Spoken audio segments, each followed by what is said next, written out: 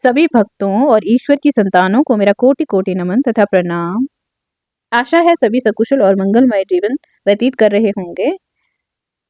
जैसा कि हमने श्रीमद् भागवत गीता का पाठ का अध्ययन आरंभ किया है, अभी तक हम 6 अध्यायों का पाठ कर चुके हैं। आज हम 7वें अध्याय का पाठ आरंभ करने जा रहे हैं। चलिए शुरू करते हैं। परमात्मा के निर्गुण निराकार तत्व के प्रभाव, महात्मय आदि के रहस्य सहित पूर्ण रूप से जान लेने का नाम ज्ञान और सगुण निराकार एवं साकार तत्व के लीला रहस्य तत्व गुण और प्रभाव आदि के पूर्ण ज्ञान का नाम विज्ञान है। इस ज्ञान और विज्ञान के सहित भगवान के स्वरूप को जानना ही समग्र भगवान का जानना है। इस अध्याय में इसी समग्र भगवान के स्वरूप का, उसके जानने वाले अधिकारियों का और साधनों का वर्णन है। इसीलिए इस अध्याय का नाम ज्ञान विज्ञान योग रखा गया है। प्रसंग: अब भगवान अपने गुण प्रभाव के सहित समग्र स्वरूप का तथा विविध प्रकारों से युक्त भक्ति योग का वर्णन करने के लिए 7वें अध्याय का आरंभ करते हैं और सबसे पहले 2 श्लोकों में अर्जुन को उसे सावधानी के साथ सुनने के लिए प्रेरणा करके ज्ञान विज्ञान को के कहने की प्रतिज्ञा करते हैं। श्री भगवान बोले, हे पार्थ, अनन्य प्रेम से मुझ में आसक्त चित्त तथा अनन्य भाव से मेरे परायण होकर योग में लगा हुआ तू जिस प्रकार से संपूर्ण विभूति बल ऐश्वर्य आदि गुणों से युक्त सबके आत्मरूप मुझको संशय रहित जानेगा, उसको सुन। मैं तेरे लिए इस विज्ञान सहित तत्व ज्ञान को संपूर्णता कहूंगा, जिसको जानकर संसार में फिर और कुछ भी जानने योग्य शेष नहीं रह जाता। प्रसंग: अपने समग्र रूप के ज्ञान विज्ञान के कहने की प्रतिज्ञा करके अब भगवान अपने उस स्वरूप का तत्व जानने की दुर्लभता का प्रतिपादन करते हैं। हजारों मनुष्यों में कोई एक मेरे प्राप्ति के लिए यत्न करता है और उन यत्न करने वाले योगियों में भी कोई एक मेरे परायण होकर मुझको तत्व से अर्थात यथार्थ रूप से जानता है। प्रसंग: यहाँ तक भगवान के ने अपने समग्र स्वरूप के ज्ञान विज्ञान कहने की प्रतिज्ञा और उसकी प्रशंसा की। अब ज्ञान विज्ञान के प्रकरण का आरंभ करते हुए पहले अपनी अपरा और परा प्रकृतियों का स्वरूप बतलाते हैं। पृथ्वी, जल, अग्नि, वायु, आकाश, मन, बुद्धि और अहंकार भी इस प्रकार ये 8 प्रकार से विभाजित मेरी प्रकृति है। ये 8 प्रकार के भेदों वाली तो अपरा अर्थात मेरी जड़ प्रकृति है। और हे महाभाव, इससे दूसरी को जिससे ये संपूर्ण जगत धारण किया जाता है, मेरी जीव रूपा परा अर्थात चेतन प्रकृति जान। प्रसंग: परा और अपरा प्रकृतियों का स्वरूप बतलाकर अब भगवान ये बतलाते हैं कि ये दोनों प्रकृतियां ही चराचर संपूर्ण भूतों के कारण हैं और मैं इन दोनों प्रकृतियों सहित समस्त जगत का महाकारक कारण हूँ। हे अर्जुन, तू ऐसा समझ कि संपूर्ण भूत इन दोनों प्रकृतियों से ही उत्पन्न होने वाले हैं और मैं संपूर्ण जगत का प्रभव तथा प्रलय हूँ अर्थात संपूर्ण जगत का मूल कारण हूँ। प्रसंग: इस प्रकार भगवान की समस्त विश्व के परम कारण और परमाधार हैं, तब स्वभावतः ही ये भगवान स्वरूप हैं और इन्हीं से व्याप्त है। अब इसी बात को स्पष्ट करने के लिए भगवान कहते हैं, हे धनंजय, मुझसे भिन्न दूसरा कोई भी परम कारण नहीं है। ये संपूर्ण जगत सूत्र में सूत्र के मणियों के सदृश मेरे में गुंथा हुआ है। प्रसंग: सूत और सूत के मणियों के दृष्टांत से भगवान ने अपनी सर्वरूपता और सर्वव्यापकता सिद्ध की है। अब भगवान अगले 4 श्लोकों द्वारा इसी को भली भांति स्पष्ट करने के लिए उन प्रधान सभी वस्तुओं का नाम लेते हैं जिनसे इस विश्व की स्थिति है और सार रूप से उन सभी को अपने से ही ओतप्रोत बतलाते हैं। हे अर्जुन, मैं जल में रस हूँ, चंद्रमा और सूर्य में प्रकाश हूँ, संपूर्ण वेदों में ओंकार हूँ तथा आकाश में शब्द और पुरुषों में पुरुषत्व हूँ। मैं पृथ्वी में पवित्र गंध और अग्नि में तेज हूँ तथा संपूर्ण भूतों में उनका जीवन हूँ और तपस्वियों में तप हूँ। हे अर्जुन, तो संपूर्ण भूतों का सनातन बीज मुझको ही जान। मैं बुद्धिमानों की बुद्धि और तेजस्वियों का तेज हूँ। हे भरत श्रेष्ठ, मैं बलवानों का आसक्ति और कामनाओं से रहित बल अर्थात सामर्थ्य हूँ और सब भूतों में धर्म के अनुकूल अर्थात शास्त्र के अनुकूल काम हूँ। प्रसंग, इस प्रकार प्रधान प्रधान वस्तुओं में सारूप से अपनी व्यापकता बतलाते हुए भगवान ने प्रकारांतर में से समस्त जगत में अपनी सर्वव्यापकता और सर्वस्वरूपता सिद्ध कर दी। अब अपने को ही त्रिगुणमय जगत का मूल कारण बतलाकर इस प्रसंग का उपसंहार करते हैं। और भी जो सत्वगुण से उत्पन्न होने वाले भाव हैं और जो रजोगुण से तथा तमोगुण से होने वाले भाव हैं, उन सबको तो मुझसे ही होने वाले हैं ऐसा जान, परंतु वास्तव में उनमें मैं और वे मुझ में नहीं हैं। प्रसंग, भगवान ने ये दिखलाया कि समस्त जगत मेरा ही स्वरूप है और मुझसे ही व्याप्त है। यहाँ ये जिज्ञासा होती है कि इस प्रकार सर्वत्र परिपूर्ण और अत्यंत समीप होने पर भी लोग भगवान को क्यों नहीं पहचानते। इस पर भगवान कहते हैं, गुणों के कार्य रूप सात्विक, राजस और तामस, इन तीनों प्रकार के भावों से ये सब संसार प्राणी समुदाय मोहित हो रहा है। इसीलिए इन तीनों गुणों से परे मुझ अविनाशी को नहीं जानता। प्रसंग, भगवान ने सारे जगत को त्रिगुणमय भावों से मोहित बतलाया। इस बात को सुनकर अर्जुन को ये जानने की इच्छा हुई कि फिर इससे छूटने का कोई उपाय है या नहीं।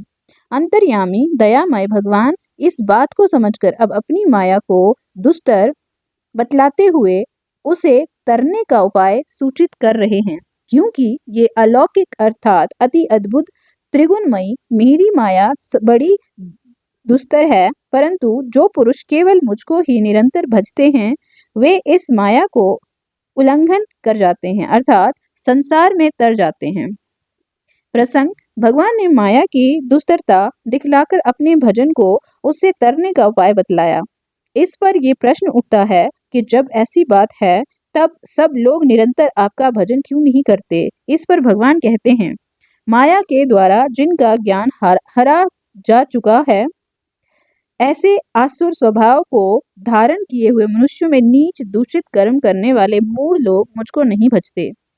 प्रसंग, पूर्व श्लोक में भगवान ने ये बतलाया कि पापात्मा आसुरी प्रकृति वाले मूढ़ लोग मेरा भजन नहीं करते। इससे ये जिज्ञासा होती है कि फिर कैसे मनुष्य आपका भजन करते हैं। इस पर भगवान कहते हैं, हे भरतवंशियों, मैं श्रेष्ठ अर्जुन हूँ।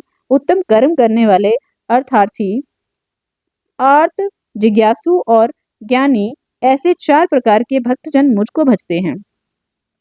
4 प्रकार के भक्तों की बात कहकर अब उनमें ज्ञानी भक्त के प्रेम की प्रशंसा और अन्य भक्तों की अपेक्षा उसकी श्रेष्ठता का निरूपण करते हैं। उनमें नित्य मुझ में एक ही भाव से स्थित अनन्य प्रेम भक्ति वाला ज्ञानी भक्त अति उत्तम है, क्योंकि मुझको तत्व से जानने वाले ज्ञानी को मैं अत्यंत प्रिय हूँ और वे ज्ञानी मुझे अत्यंत प्रिय है। प्रसंग, भगवान ने ज्ञानी भक्त को सबसे श्रेष्ठ और अत्यंत प्रिय बतलाया। इस पर यह शंका हो सकती है कि क्या दूसरे भक्त श्रेष्ठ और प्रिय नहीं हैं। इस पर भगवान कहते हैं, ये सभी उदार हैं, परंतु ज्ञानी तो साक्षात मेरा स्वरूप ही है, ऐसा मेरा मत है, क्योंकि वे मदगत मन बुद्धि वाला ज्ञानी भक्त अति उत्तम गति स्वरूप मुझ में ही अच्छी प्रकार स्थित है। प्रसंग, अब उस ज्ञानी भक्त की दुर्लभता बतलाने के लिए भगवान कहते हैं, बहुत जन्मों के अंत के जन्मों में तत्व ज्ञान को प्राप्त पुरुष सब कुछ वासुदेव ही हैं। इस प्रकार मुझको भजता है और महात्मा अत्यंत दुर्लभ है। प्रसंग, 15वें श्लोक में आसुरी प्रकृति के दुष्कृति लोगों के भगवान को न भजने की और 16वें से 19वें तक सुकृति पुरुषों के द्वारा भगवान को भजने की बात कही गई। अब भगवान उनकी बात कहते हैं जो सुकृति होने पर भी कामना के वश में अपनी अपनी प्रकृति के अनुसार अन्य नए देवताओं की उपासना करते हैं। उन भोगों की कामना द्वारा जिनका ज्ञान हरा जा चुका है, वे लोग अपने स्वभाव से प्रेरित होकर उस नियम को धारण के अन्य देवताओं को भजते हैं अर्थात पूजते हैं। प्रसंग अब 2 श्लोकों में देवोपासकों को उनकी उपासना का कैसे और क्या फल मिलता है इसका वर्णन करते हैं। जो सकाम भक्त जिस जिस देवता के स्वरूप को श्रद्धा से पूजना चाहता है, उस भक्त की श्रद्धा को मैं उसी देवता के प्रति स्थिर करता हूँ। वे पुरुष उस श्रद्धा से युक्त होकर उस देवता का पूजन करता है और उस देवता से मेरे द्वारा ही विधान किए हुए उन इच्छित भोगों को निसंदेह प्राप्त करता है। प्रसंग अब उपर्युक्त अन्य देवताओं की उपासना के फल को विनाशी बतलाकर भगवत उपासना के फल की महत्वता का प्रतिपादन करते हैं, परंतु उन अल्प बुद्धि वालों का वे फल नाशवान है तथा वे देवताओं को पूजने वाले देवताओं को प्राप्त होते हैं और मेरे भक्त चाहे जैसे भी भजें अंत में वे मुझको ही प्राप्त होते हैं। प्रसंग जब भगवान इतने प्रेमी और दया सागर हैं कि जिस किसी प्रकार से भी भजने वाले को अपने स्वरूप की प्राप्ति करा ही देते हैं, तो फिर सभी लोग उनको क्यों नहीं भजते? इस जिज्ञासा पर कहते हैं, बुद्धिहीन पुरुष मेरे अनुत्तम अविनाशी परम भाव को ना जानते हुए मन इंद्रियों से परे मुझ सच्चिदानंद घन परमात्मा को मनुष्य की भांति जन्म कर व्यक्ति भाव को प्राप्त हुआ मानते हैं। प्रसंग इस प्रकार मनुष्य के रूप में प्रकट सर्वशक्तिमान परमेश्वर को लोग साधारण मनुष्य क्यों समझते हैं? इस पर कहते हैं, अपनी योग माया से छिपा हुआ मैं सबके प्रत्यक्ष नहीं होता, इसीलिए ये अज्ञानी जन समुदाय मुझ जन्म रहित अविनाशी परमेश्वर को नहीं जानता अर्थात मुझको जन्मने मरने वाला समझता है। प्रसंग भगवान ने अपने को योग माया से आवृत बतलाया। इससे कोई ये ना समझ ले कि जैसे मोटे पर्दे के अंदर रहने वाले को बाहर वाले नहीं देख सकते हैं और वे बाहर वाले को नहीं देख सकता, इसी प्रकार यदि लोग भगवान को नहीं जानते तो भगवान भी लोगों को नहीं जानते होंगे। इसीलिए और साथ ही ये दिखलाने के लिए कि योग माया मेरे ही अधीन और मेरी ही शक्ति विशेषण है, ये मेरे दिव्य ज्ञान का आवृत नहीं कर सकती। भगवान कहते हैं, हे अर्जुन, पूर्व में व्यतीत हुए और वर्तमान में स्थित तथा आगे आने वाले सब भूतों को मैं जानता हूँ, परंतु मुझको कोई भी श्रद्धा भक्ति रहित पुरुष नहीं जानता। प्रसंग श्रद्धा भक्ति रहित मूढ़ मनुष्यों में से कोई भी भगवान को नहीं जानता, इसमें क्या कारण है यही बतलाने के लिए भगवान कहते हैं, हे भरतवंशी अर्जुन, संसार में इच्छा और द्वेष से उत्पन्न सुख दुख आदि द्वंद्व रूप मोह से संपूर्ण प्राणी अत्यंत अज्ञता को प्राप्त हो रहे हैं। प्रसंग भूतानी के साथ सर्व शब्द का प्रयोग होने से ऐसा भ्रम हो सकता है कि सभी प्राणी द्वंद्व मोह से मोहित हो रहे हैं, कोई भी उससे बचा नहीं है। अतएव ऐसे भ्रम की निवृत्ति के लिए भगवान कहते हैं, परंतु निष्काम भाव से श्रेष्ठ कर्मों का आचरण करने वाले जिन पुरुषों का पाप नष्ट हो गया है, वे राज द्वेष जनित द्वंद्व रूप मोह से मुक्ति दृढ़ निश्चय भक्त मुझको सब प्रकार से भजते हैं। प्रसंग अब भगवान का भजन करने वालों के भजन का प्रकार और फल बतलाते हैं। जो पुरुष आदिभूत और आदिदेव के सहित तथा आदि यज्ञ के सहित सबका आत्मा रूप मुझे अंत काल में भी जानते हैं, वे युक्त चित्त वाले पुरुष मुझे जानते हैं अर्थात प्राप्त हो जाते हैं। जो मेरे शरण होकर जरा और मरण से छूटने के लिए यत्न करते हैं, वे पुरुष उस ब्रह्मा को संपूर्ण अध्यात्म को संपूर्ण कर्म को जानते हैं। इस तरह से आज हमारा 7वां अध्याय समाप्त होता है। तब तक के लिए धन्यवाद। ईश्वर सदैव सबका कल्याण करें।